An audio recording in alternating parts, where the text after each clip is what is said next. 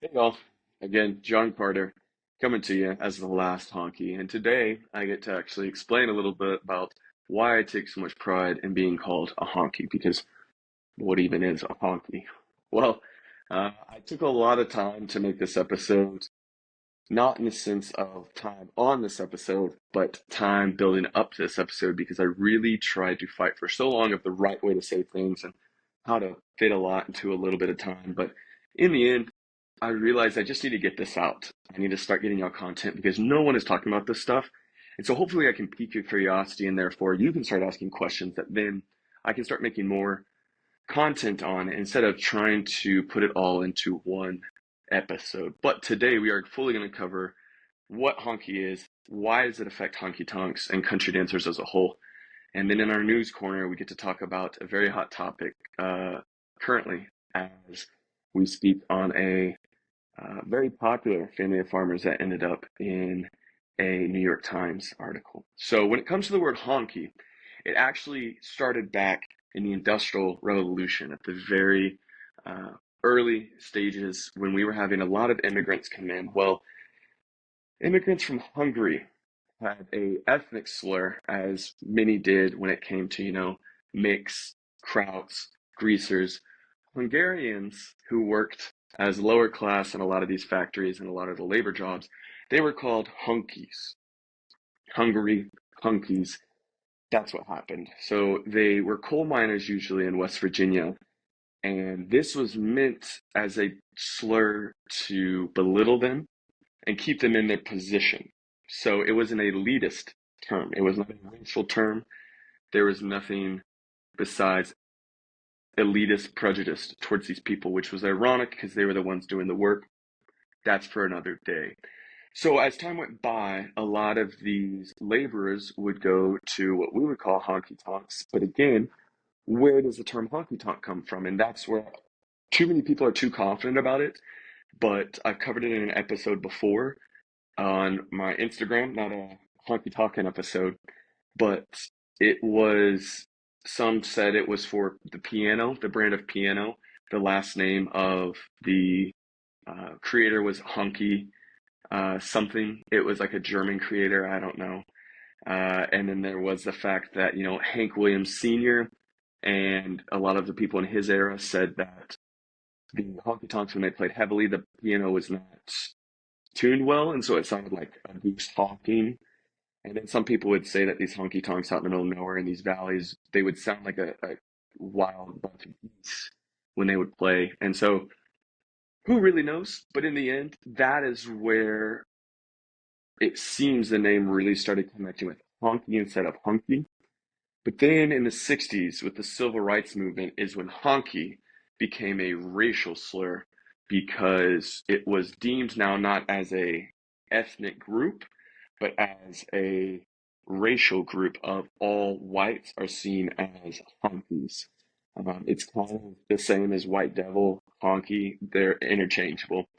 And I have experience with this because, funny enough, I've been called honky in a negative light in my time.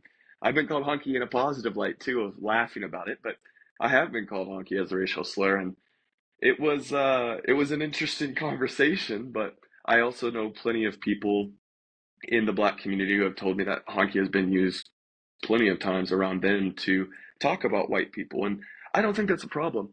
And I think talking about racial things is not an issue. It shouldn't be, but that's also for another episode. Right now, we're focused on how does a term honky and honky tonk affect us, and why should we care as country dancers? Well, first of all, honky tonk, I see it as kind of like the American flag in foreign countries. When people see the American flag, they instantly have prejudice or stereotypes about it, positive or negative. They feel a certain way about that. And the honky tonk should be a sign for all urban and rural people that we come together in the name of country music, country culture, country dance. And we get to celebrate with one another. However, we also have to realize that the West, as I've also taught on my Instagram, the West was a unifying idea because it was not north or south as we were coming out of the Civil War in the 60s. It was outside of that. So it was like the mutual ground for us. It was also in a time, again, coming out of the Industrial Revolution, which not coming out of, we're still in the Industrial Revolution. It was a stick it to the man type of deal. Cowboys were the sign of, man, you can go out and you can make your own money, you can make your own way of life, and it's your life to live. You don't have to work for the man. So that was very inspirational to people. And so the cowboy in the West became this dream for North and the South. However, in the South, we still had a lot of grief. We still had a lot of things to work through. And so the honky tonk kind of became, especially during the 60s, 50s, 60s, 70s, it was still heavily segregated. And even if it wasn't segregated, it was not welcome to communities that were not white. I mean, if you go to South Texas, of course, you're going to have a mix of vaqueros, black cowboys, and white cowboys. And so on the border, no one cared. I mean, of course, they would have their little groups, but you're all in the same bar, and it's the only bar in town. So you're going to have to get used to each other. But in the South, still to this day, and I mean, it's not even in the South, it's everywhere, but honky tonks are still not seen as welcoming to many different groups outside of white people. And that's why we had this last episode with Jalen, is to hopefully welcome people to show that we're not the same as we were. This isn't what we want to be. But we also have to realize that we do have to accept our past. We do have to speak about those things. Eventually, we do have to face those things, especially to urban people. We'll learn about this in the news corner, but it's really important for urban people to see how much we value one another, how much we promote um, diversity in our dancing, in our backgrounds, in our experiences. We want that. And so for us to not express true honky tonk ideas when we use the word honky tonk, how are people going to know the difference between when we are just urban folks trying to dance and when we are cultural individuals promoting something different than what they're used to?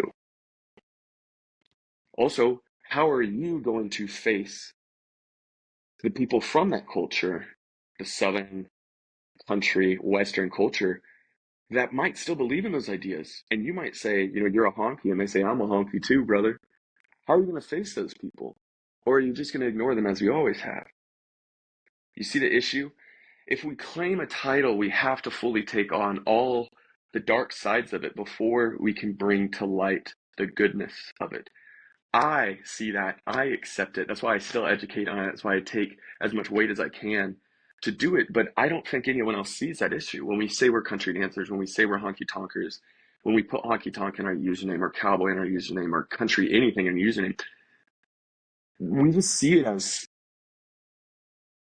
a cool thing to do. I don't think we see the weight and responsibility that we should have to it. And if you don't, and you're still listening to this, which I know there's certain people that will, and you don't think that what I'm saying is true, then you should be questioning if you even think that country folk have culture. And if you do think that country folk have culture and you still hold to that belief, then I would ask if you value country people truly. Because I'm doing my best to be a bridge between the the old South, the Confederate flag, really the rebel flag toting, um, extremely outspoken backwoods hillbillies, because that's where I was raised, a town of less than 3,000 in Arkansas. But I'll tell you, there's some great people in that town. In the same way, when I moved to the 12th biggest city in the world, or in the US rather, and it's in Texas, I also met the same backwards type people here. There's no difference between the two. The only difference is people will look down on that town of less than 3,000. So I'm trying to be the bridge between those two places.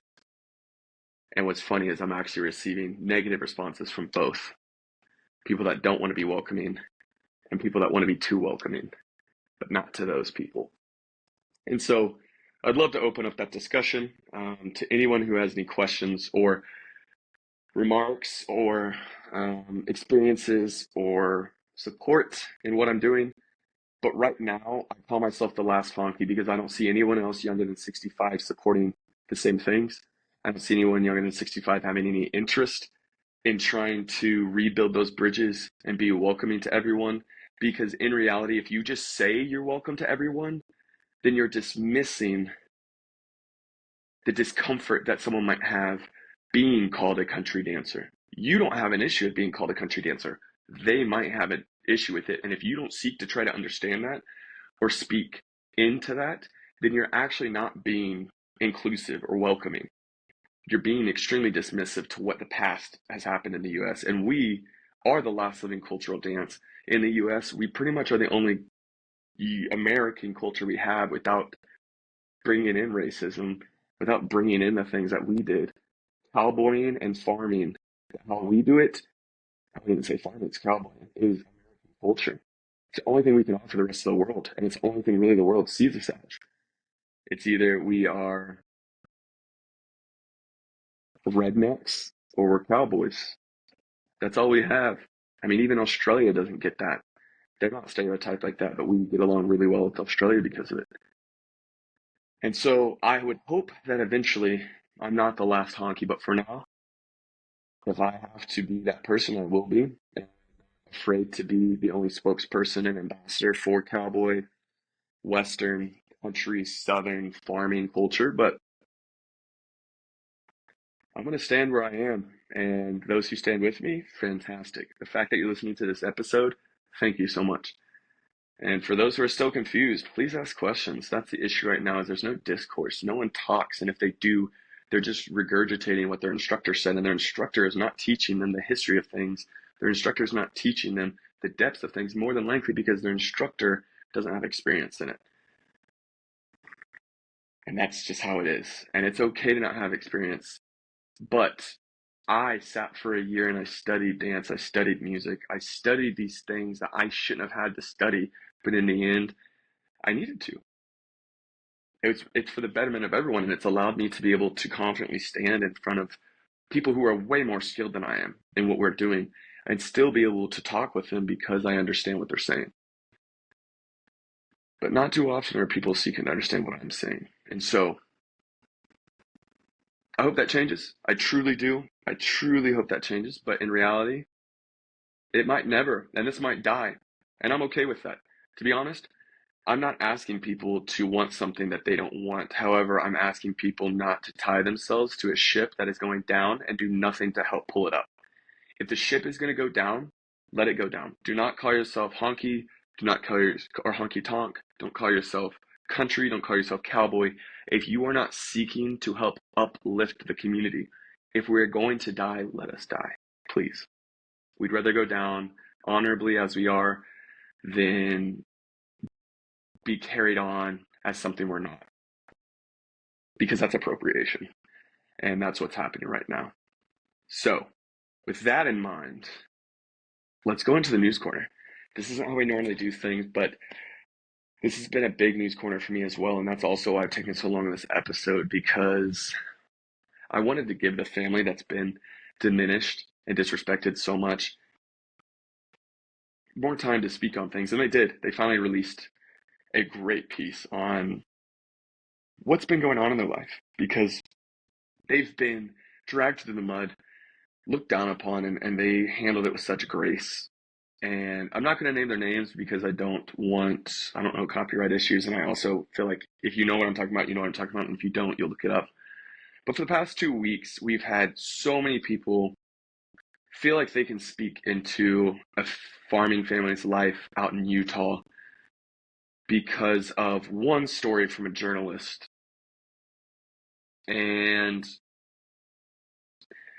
there's so many tangents I could take about why do we trust journalists? Why do you feel you can speak into someone's life?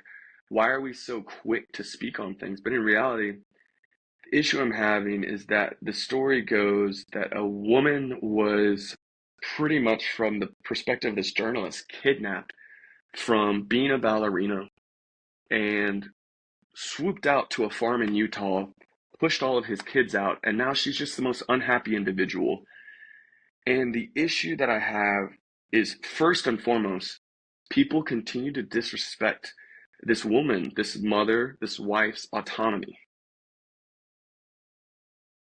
For a community of urban living, urban lifestyle that promotes so much of this individualistic lifestyle and that You're your own person. You have your own opinion. They have completely dismissed her opinion. Not just that, but then it feeds into the fact that she gave up something to run a law off with this man. By the way, he's a millionaire.